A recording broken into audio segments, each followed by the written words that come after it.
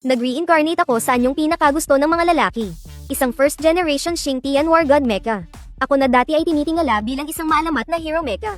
Noong unang panahon, binaligtad ko ang sitwasyon sa gitna ng matinding panganib. Ilang beses kong niligtas ang mundo mula sa pananalasa ng mga dambuhalang halimaw. Isa akong tunay na bayaning tagapagligtas. Pero sinong mag-aakalang, sa bilis ng pagbabago ng teknolohiya ng mga mecha, mula sa pagiging hari ng labanan, naging isa na lang akong hamak na training machine para sa mga estudyante na wala nang pumapansin. At ang malala pa, napunta ako sa isang pasaway na babaeng piloto. Wala siyang pakialam sa magiging resulta ng pagmamaniobra niya sa akin. Madalas niya akong pinapaandar ng sagad Sagaran hanggang sa mag-overload. Kapag nagpapaputok na siya, sa sobrang init ng mga kanyan ko, parang masusunog na ang bakal ko. Kahit sa paggalaw lang, todo-todo ang gamit niya sa mga jet booster ko. Parang gusto niya akong Sagaran hanggang sa huling patak ng enerhiya ko. Pero ang mas nakakapagtaka, tuwing nagkakaroon kami ni Bai Ying ng neural synchronization, damang-dama ko talaga, ang tindi ng galit na parang yelo sa talam na nanggagaling sa kanya.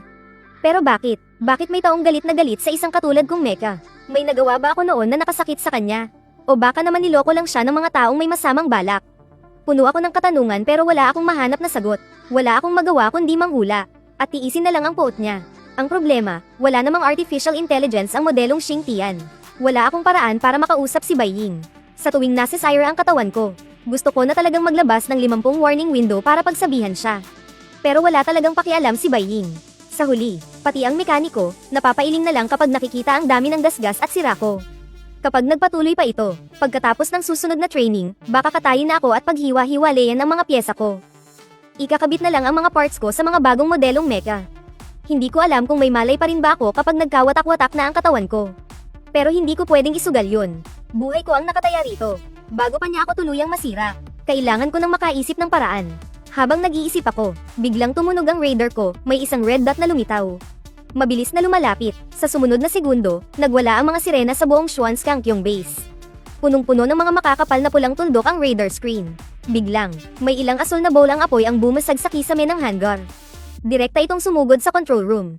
Kusa na lang kumilos ang katawan ko dahil sa reflex. Iniunat ko ang aking braso at sinupil ang bolang apoy sa dingding. Umagos ang asul na malapot na likido sa pagitan ng mga daliri ng dambuhala kung kamay na aloy. Umuusok pa ito ng maputi. Hindi pa nakakabawi sa gulat ang lahat. May maririnig ng mabilis na yabag ng mga paa sa labas ng command room. General, ulat, nagpakawala ng energy attack ang dambuhalang halimaw na si Leviathan. Patungo ito sa lungsod ng Shanghai. Lahat ng tauhan, pumasok sa first level combat readiness. Mabilis na nagbigay ng utos si General Chen. Sa labas ng base, daan-daang kanya ng sabay-sabay na nagpaputok sa langit. Nilunod ng dagandong ng putok ang tunog ng mga sirena.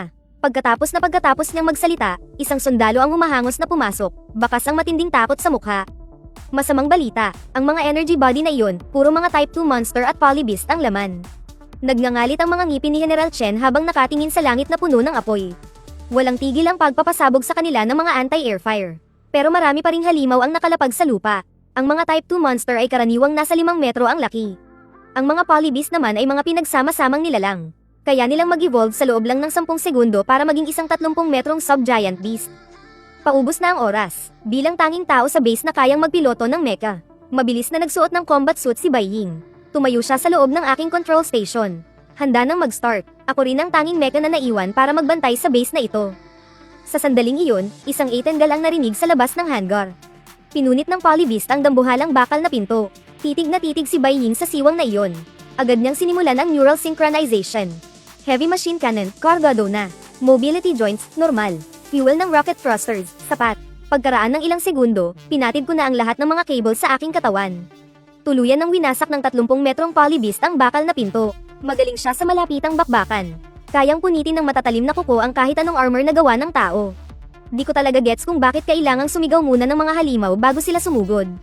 Pero para kay White Shadow na hindi uso ang patas na laban. Ito na ang perpektong pagkakataon. Hindi na siya nang hinayang sa gasolina.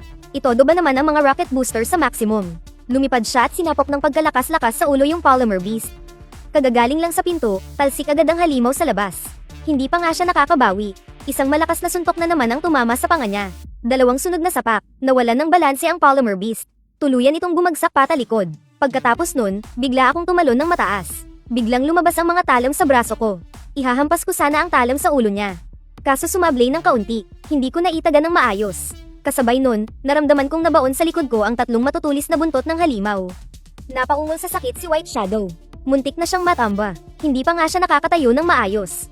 Umatake na naman sa pangalawang pagkakataon ng halimaw. Bigla na lang, kahit wala namang utos. Kusa akong pumasok sa overload mode.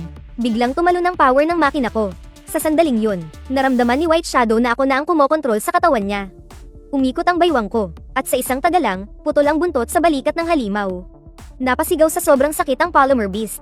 Bumuga ang kulay berdeng likido mula sa kanya. Wala nang oras mag-isip si White Shadow. Binuksan niya ang mga rocket booster. Tinaga niya ng buong puwersa ang ulo ng Polymer Beast. Ayun, hiwalay ang ulo sa katawan. Pinanood ko kung paano nagkulay berde ang dagat dahil sa dugo niya. Nagngit-ngit ang mga ngipin ni White Shadow habang binubunot ang matutulis na buntot sa likuran ko. Dahil sa neural synchronization, ang sakit na naramdaman niya ay parang may humuhugot ng totoong kutsilyo sa sarili niyang likod. May mga kislap ng kuryente na lumalabas mula sa butas sa likuran ko. Grabe, gusto yata talaga akong patayin ng baliw na babaeng yon. Kung hindi ko lang sapilitang binawi ang kontrol kanina, siguradong naging tambak na bakal na lang ako ngayon. Panalo sa unang laban, biglang lumakas ang kumpiyansa ni White Shadow. Mayabang siyang tumingin sa kanyang ama na general doon sa command room. Hindi pa man siya tapos magyabang. Dalawa pang higanteng fused beasts ang lumitaw mula sa dagat matapos mag-combine. Hindi pa man nakakapag-utos ang general na umatras. Nakahanda na agad lumaban itong si White Shadow. Mapapatawa na lang talaga ako sa inis. Ate, saan mo ba nakukuha yung lakas ng loob mo? Nagtitilamsik na ang mga sparks sa likuran. At sa sobrang init ng power furnace, konti na lang ay sisubog na ang makina. Para siyang nagpapakamatay sa ginagawa niya. Hindi rin ako basta-basta makagawa ng paraan para agawin ang kontrol. Dahil kapag pinilit ko ang kontrol, lalong tataas ang energy output. Na magre-resulta sa isang malakas na overload explosion. Habang hindi ko malaman kung anong gagawin ko, biglang may tumunog na notification ng system sa tenga ko. Na-detect daw na nakagawa na ng unang kill ang host. Na-activate na ang evolution system. Lahat ng napatay noon, ginawang evolution points. Umabot ito sa 20,000 points. Agad na tumaas ang lakas ng power furnace. Pumasok ang utak ng makina sa isang matinding overload state na hindi pa nangyayari kailanman. Naintindihan ko agad kung paano ang sistema nito. Basta makagawa ako ng kill, makakakuha ako ng mga evolution points. At pwede ko itong ipampalit sa shop para sa mga upgrade ng gamit. O kaya ay para sa mga combat skills. Meron pang ang tinatawag na Mecha Soul Manifestation. Nahahayaan akong maganyong buhay na nilalang. Sa madaling salita, may pag-asa pa akong maging tao muli. At ang mas hindi ko inaasahan. Dahil ang Xing Tian ay isang unang henerasyong legendary mecha. Lahat ng napatay nito noon ay naging points lahat. Nagising ako sa katotohanan dahil sa ungol ng mga halimaw. Nakasugod na pala si White Shadow. Ate, pwede bang wag kang masyadong padalos-dalos? Dahil sa Taranta, agad akong kumuha ng 2 upgrade parts. Isang turbo nuclear power furnace. At isang holographic high intelligence AI interaction system.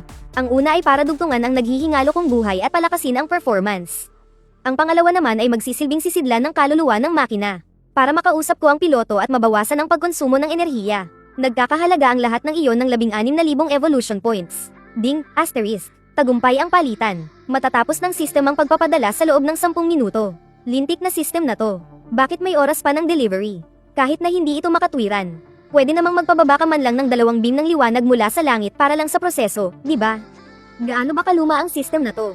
Para paghintayin ang host ng 10 minuto sa gitna ng panahon ng cyberpunk. Pero nagamit na ang mga puntos. At naipadala na ang gamit. 2 convergence beast na ang sumusugod sa akin.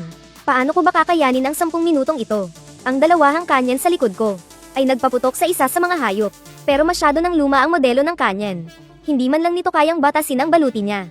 Mapapabagal ko lang siya. Kinokontrol ni Bai Ying ang buong bilis ko para sumugod. Inundayan ko ng taga ang ulo nito. Itinaas ng hayop ang kuko nito para hamarang. Nagkatapatan ang magkabilang panig. Bigla, ang 3 matutulis na dulo ng buntot ng hayop ay mabilis na sumugod sa ulo ko. Sobrang bilis nito kaya hindi nakapag-react si Bai Ying. Sa susunod na sandali, natusok na ang ulo ko. Babala, sira ang baluti sa ulo. Hindi na gumagana ang thermal vision. Hindi na gumagana ang energy radar. Naka-activate na ang backup visual module. Ngayon, ang mecha na ito ay totoong-totoo sa pangalan nito. Ito ang unang henerasyon. Ang tanging mecha na hindi inilagay ang cockpit sa bahagi ng ulo. Ito na ang pagkakataon. Ang heavy machine gun ay direktang nagpaputok sa mga mata ng hayop. Ang apoy at makapal na usok ay diretsyong tumama sa convergence beast. Umungol sa sakit ang nilalang, sumigaw ng malakas si Bai Ying. At isinaksak ang One Ren sa dibdib nito. Patuloy ang paghiwa hanggang sa balikat. Hindi pa tapos ang laban. Sumugod ang isa pang hayop sa harap ko. At ginamit ang hugis martel yung ulo nito para bumangga sa tiyan ko. Pakiramdam ni Bai Ying ay parang nabangga siya ng isang humahagibis na sasakyan. Sa tindi ng impact, halos tumalsik na siya mula sa kanyang upuan. Babala, may pinsala sa baluti ng 2 braso. May pinsala sa baluti ng bewang. Pamalya ang mga rocket thruster. Hindi ko akalain na sa bigat kong 8,000 tonelada, ay tatalsik akong parang dayami. Diretsyong tumilapon pa atros. Nadetektang matinding pinsala sa mecha. Mangyaring gamitin agad ang escape pod. Hinding-hindi, pilit na tumayo si Bai Ying. Hinding-hindi niya hahayaang tumakas ang sarili niya. Kahit mamatay pa, dito lang ako mamamatay sa loob ng mecha. Sa mga oras na to, wasak na ako. Sa di kalayuan, umuungol ang Polybeast habang naghahanda sa pangalawang pagsugod. Tumingala ito sa langit at umungol. At sumugod papalapit sa akin. Huminga ng malalim si Bai Ying. Walang bahid ng pag-aalinlangan sa kanyang mga mata. Gusto niyang sumugal. Mabilis na naglalapit ang distansya nilang dalawa. Pero sa sandaling iyon, biglang umalingaw-ngaw sa cockpit ang boses na pinakaayaw niyang marinig. Babala, bumaba na sa 27 ang synchronization rate. Nasa ibaba na ng driving threshold. May panganib na mawalan ng kontrol. Mangyaring umalis na agad. Narinig na ni Bai Ying ang ganitong babala ng higit sa 10 beses habang nagsasanay. At sa tuwing nangyayari yun, sa pilitang isinasara ni Xing Tian ang lahat ng function nito. Ito mismo ang dahilan kung bakit hindi siya maaaring dalhin sa labanan. Gumana ka na, matandang Hakluban. Nang ibabaw ang galit kay Bai Ying. Walang tigil niyang pinaghahampas ang control panel. Paulit-ulit niyang pinindot ang restart button. Gumana ka sabi, at gumalaw si Xing Tian. Pero hindi sa paraang inaasahan niya. Mabilis na umikot ang power reactor. Ang matinding init ay ginawang hurno ang cockpit. Hindi ito ang nakaprogramang action command. Isang di nakikitang puwersa ang kumontrol kay Bai Ying. Muli ko siyang kinontrol. Pinaihit ko ang katawan at sumugod. Inilipat ang lahat ng lakas sa mga braso. At inihampas ito ng buong lakas sa paparating na Polybeast. Ang matulis na buntot ay parang latigo na direktang hamampis sa ulo nito. Ang sumusugod na Polybeast ay direktang bumulusok sa dagat. At gumawa ito ng napakalaking alon. Kinuha ko ang umiikot na matulis na buntot. Napuno ng berdeng likido ang dulo. Bumaon ang hagupit sa laman niya. Habang winawasiwas ko ang matulis na buntot para hagupitin ang kanyang ulo. Gumalaw ako. Pagdating ko sa harap niya, naghihingalo na ang dambuhalang halimaw na ito. Walang pag-aalinlangan kung ibinaon ang wrist blade sa ulo niya. At tinapos siya. Natukoy ang matinding pinsala sa unit. Mangyaring gamitin ang escape pod. Patuloy pa ring umuulan ng apoy mula sa langit. Sa loob at labas ng matataas na pader, nagkalat ang mga halimaw at putukan. Kinaladkad ko ang wasak kong katawan, paika-ikang naglakad papunta sa hangar. Nasa sukdulan na ang unit. Hindi na maibabalik ang pinsala sa power core. Kung hindi agad aayusin, magiging tumpok ng basura na lang ito sa loob ng wala pang 2 oras. Tinitingnan ni Bai Ying ang control panel. Ang pangkalahatang itsura ng unit na pulos na pula. Parang may bomb-ara sa kanyang lalamunan. Ngunit pagdating niya sa pinto ng hangar, may kakaibang paggalaw mula sa karagatan sa likuran niya. Natukoy ang hindi kilalang pagbabago ng enerhiya. Energy level 4. Bai Ying, inuutusan kitang umalis agad. May isang level 4 na halimaw na hindi pa natin nakikita kailanman. Nakasalukuyang nagsasanib. Pabalik na sigaw ni General Chen. Huwag kang umasa, hirap na sabi ni Bai Ying. Kung iba ang nagsabi, baka hindi pa siya tumutol. Pero sadyang nakakairita sa pandinig niya ang utos ni General Chen. Mahigit 10 type 2 na halimaw na kumikinang ng berde. Ang nagsasanib malapit sa baybayin. Pero ang prosesong ito, hindi tulad ng karaniwang pinagsanib na halimaw na natatapos sa loob lang ng ilang segundo. 3 minuto na lang ang natitira. Napangiti ako ng mapait habang tinitingnan ang countdown. Babala, naputol na ang koneksyon ng neural sync. Bigla kong pinunit ang baluti sa labas ng cockpit, at direktang hinayla si Bai Ying palabas mula sa kanyang upuan. Naging blanko ang isip ni Bai Ying.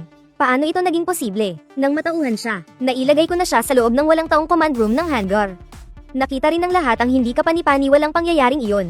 Tinitigan ni General Chen ang dambuhalang anino ni Xing Tian sa ilalim ng paglubog ng araw. Nanatili ang mahabang katahimikan. Hakbang-hakbang akong naglakad patungo sa malapit na dagat. Ramdam ko ang pagbaluktot ng alloy armor dahil sa tindi ng init. Ang lakas na wala ng kontrol. Para itong isang araw na malapit ng sumabog. Sa likuran ko, naroon ang lungsod na gumuhuna. Naroon ang milyon-milyong buhay na kailangan kong protektahan. Lalaban ako, hanggang sa huling sandali. Hindi ko na alam kung isip ba ito ni Xing Tian o sarili ko ng desisyon. Sinimulan ko ng kumari pa ng takbo ng buong bilis. Dumadaloy ang matinding init sa bawat siwang ng bakal. Sa sandaling ito, parang bumalik si Xing Tian noong 10 taon na ang nakalilipas. Sige lang, sa gitna ng nagpapatong-patong na ungol ng mga halimaw. Buwis buhay akong sumugod sa nakasisilaw na higanteng nilalang na iyon. Umalingaw-ngaw sa buong mundo ang tunog ng banggaan. Babala, sira na ang reactor. Matutunaw ang katawan sa loob ng 5 na minuto at 43 na segundo. Noong malapit na akong banggay ng 2 dambuhalang halimaw, tumalon ako ng pasulong, ang mga paa ko'y humiwalay sa lupa. Dahil sa tindi ng init, ang mga baluktot na talam ay humiwa sa likuran ng 2 higanteng halimaw. Gumawa ito ng 2 sugat na may habang 10-10 metro. Matapos kong gamulong sa lupa, tuluyan nang natanggal ang mga natitirang proteksyon sa katawan ko. Nararamdaman ko ang mabilis na pagkaubos ng lakas sa loob ko. Tanda ito na malapit nang mamatay ang reactor. Pagkatapos, kahit sugatan na, Agad kong niyakap ang leeg ng isang halimaw gamit ang dalawang braso ko. Hinawakan ko ang panga at ang itaas na bahagi ng ulo nito. Sabay hila ng buong puwersa. Diretsyong nahati ang ulo nito sa dalawa. Sa puntong ito, naubos na ang huling enerhiya ng reactor. Sa malabo kong paningin, malapit nang lumabas ang bagong uri ng dambuhalang halimaw. Isang halimaw na mas mataas pa sa akin ng 20 na metro. May nagtitipon na enerhiyang hindi kayang isipin ng tao. Kapag hinayaan ko itong mabuhay ng tuluyan, huli na ang lahat, ang katawan ko ay tila babagsak na. Bawat hakbang ko, parang masusubsob na ako sa dagat. Habang ang pilak na bakal na braso ko ay nahuhulog na mula sa aking balikat. Lumubog sa dagat, namatay na ang power core. Umuusad ako gamit lang ang natitirang enerhiya mula sa pagtunaw ng aking katawan. Sa loob ng hangar, isang puting anino ang nakaluhod sa sahig. Nangingilid ang luha sa kanyang mga mata habang pinagmamasdan ang malungkot kong likuran. Dahan-daang lumakad patungo sa harap ng fusion beast. Bigla, isang sonic boom ang yumanig sa kalangitan. Dalawang dambuhalang anyo ang mabilis na papalapit mula sa laot, sina Crimson Typhoon at Striker. Siyam na Golden Crow fission missiles. Pinakawalan mula sa dibdib ng Crimson Typhoon. Nahati sa ere at naging 27 micro-homing missiles. Diretsyong tumama sa fusion beast. Nang hamu pa ang makapal na usok, umungol ang fusion beast habang kinaladkad ang wasak nitong kanang paa sa unahan. Balot ng berdeng slime ang katawan nito. Sa pilitan nitong itinigil ang incubation para labanan ang missile matrix. 6 na dambuhalang jetport sa likod ng Crimson Typhoon ang sabay-sabay na bumukas. Itinulak ang 85 metrong higanti sa isang bilis na hindi ka panipaniwala. Sa loob lang ng ilang segundo, nakarating na ito sa harap ng fusion beast. Itong bagong uri na hindi pa ganap na nade-develop. Hindi nyo na kailangang makialam pa, sabi ng piloto ng Crimson Typhoon. Sa isang iglap, sinuntok ng Crimson Typhoon ang ulo ng fusion beast. Umatras ng ilang hakbang ang fusion beast. Isang malaking butas ang lumitaw sa mukha nito. Huwag ka munang bumagsak, hindi pa ako seryoso. Nag-transform ang dambuhalang kamao. Inilabas ang isang turbo gear na napapalibutan ng kuryente. 5 malleable alloy rods ang nag-ipon at nag-compress ng enerhiya. Ika-5 gear, nagkakarga ng lakas. Regalo ko sa iyong paglabas. Ang pulang dambuhalang kamao, na may kasamang kuryente, ay direktang tumama sa ulo ng fusion beast. Ang huli ay parang isang basahan na manika na sinagasaan ng truck. Agad itong tumilapon. Kasabay nito, dumating sa tabi ng Crimson Typhoon si Striker na buong bilis na umuusad. Tapos na, huli ka na ng isang hakbang. Sa isang suntok ko lang. Kahit sino, hindi ito masasalo. General, kami na ang bahala sa natitirang laban. Ipagbigay alam sa lahat ng ground troops na itigil ang putukan. At magtungo sa mga silungan. Tinanggap ni General Chen ang suhestyon. Nililinis na ng Red Hurricane ang lahat ng Type 2 na halimaw sa loob ng mataas na pader. Tutulungan muna ng mga raider ang recovery team para mahayla pabalik si Xing Tian. Roger, asahang matatapos ang misyon ng walang palya. Makalipas ang ilang 10 minuto. General, may natagpo ang hindi kilalang cube malapit sa pampang. May sukat itong 15 metro ang haba, lapad, at taas. Walang enerhiya at walang anumang senyales ng buhay. Lahat ng unit, manatili sa ligtas na distansya na 2 kilometro. Sa loob ng mataas na pader, gamit ang electromagnetic energy, pinupuksa ng Red Hurricane ang mga kumpol ng halimaw. Unti-unti na ring tumitigil ang asul na ulan ng apoy. Sa loob ng hangar ng Black Sky, tapos na ang labanan. Nagtipon-tipon ang mga tao rito. Ang wasak kong katawan na hindi pa man lang natutuyo, ay inilagay sa tabi ng misteryosong cube. Pinapalibutan ng mga researcher ang itim na cube. Pero karamihan sa kanila ay nakatayo sa harap ko. Si Bai Ying naman ay mag-isang nakasandig sa tabi ng cockpit ko. Bakas sa mukha niya ang matinding lungkot. Naglakad si General Chen papunta sa nag-uusap na grupo. Ano na, may napagkasunduan na ba kayong resulta? Ngayon lang kami nakakita ng ganitong klaseng materyales. Maging ang pagkakagawa nito, ay higit pa sa antas ng kaalaman ko. Sa abot po ng aking kaalaman. Pakiramdam ko, ang cube na ito, ay hindi gawa ng tao. Matapos bitawan ang mga salitang iyon, biglang binalot ng nakakabinging katahimikan ang buong hangar. Masyado kayong nag-aaksaya ng oras sa pag-aaral sa basurang Halijing yan. Bakit hindi nyo isipin kung paano aayusin si Xing Tian? Binasag ni Bai Ying ang katahimikan. Miss Bai, ang cube ang pinaka-priority natin ngayon. Anong priority? Lahat ng taong narito. Kaninong buhay ba ang hindi iniligtas ni Xing Tian? Tumahimik ka, Bai Ying. Bumalik ka na sa dormitoryo at magpahinga. Wala kang karapatang magsalita ng ganyan. Sa tingin mo ba, karapat dapat ka kay Xing Tian matapos ang lahat? Naputol ang pagsigaw ni Bai Ying dahil sa biglang paghikbi. Sa sandaling iyon, tinanggal ng mekanikong si Mang Yu ang kanyang sombrero. At dahan-daang lumapit sa tabi ko. Anak, wala nang saysay na ipagawa pa ang Xing Tian. Bibigyan ka ng alyansa ng mas bago at mas modernong mecha. Unti-unting pamatak ang mga luha sa mukha ni Bai Ying. Biglang nagsalita si General Chen. Mayroon pa bang mga reserbang pyesa para sa Xing Tian sa ilalim ng lupa? May natitira pa pong isang set. Pero puro mga lumang gamit na ang mga yon. Kung ganun, ilabas nyo ang mga yan at ikabit sa Xing Tian. Alista nyo lahat ng kulang na kailangan nyo. Natigilan ang lahat ng naroroon. Ang gastusan ng isang luma at sirang Xingtian para sa isang base na kailangan ng pondo ay isa talagang malaking pag-aaksaya. Tinitigan ako ng maigi ni General Chen. Desidido na ako rito, tapos na ang usapan. Ngayon, ibaling naman natin ang atensyon sa cube na yan. Dalhin muna yan sa research lab para masuri. Sandali lang, sumingit si Bai Ying at pinatigil sila. Nararamdaman ko, may malalim na koneksyon ang bagay na ito sa Xingtian. Inabot niya ang kanyang kamay. Hawak-hawak niya ang isa sa mga nabali kong bakal na suporta. Noong pinulot niya ito kanina, naramdaman niya ang kakaibang panginginig mula sa cube sa kanyang palad. Humakbang siya palapit hanggang sa 2 metro ang layo mula sa cube. Parang nagwawala at gustong kumawala ang hawak niyang bakal. Sa sandaling binitiwan niya ito. Parang magnet na mabilis na lumipad ang bakal diretso sa cube. Kasunod yun, biglang nagliwanag ng asul ang itim na cube. Isang kakaibang ugong ang pumuno sa buong hangar. Biglang nagkadurog-durog ang cube sa maliliit na hugis na kasimpino ng alikabok. Parang kawan ng mga insekto silang sumugod sa butas ng aking dibdib. Napakaraming maliliit na piraso ang nag-ipon-ipon sa tapat ng puso ko. Sa isang iglap, isang dambuhalang globo ang nabuo sa loob ng bakanteng puwang ng aking dibdib. Mabilis itong pumalat at bumuo ng mga detalyadong koneksyon. Natuluyang nagdugtong sa globo at sa wasak kong katawan.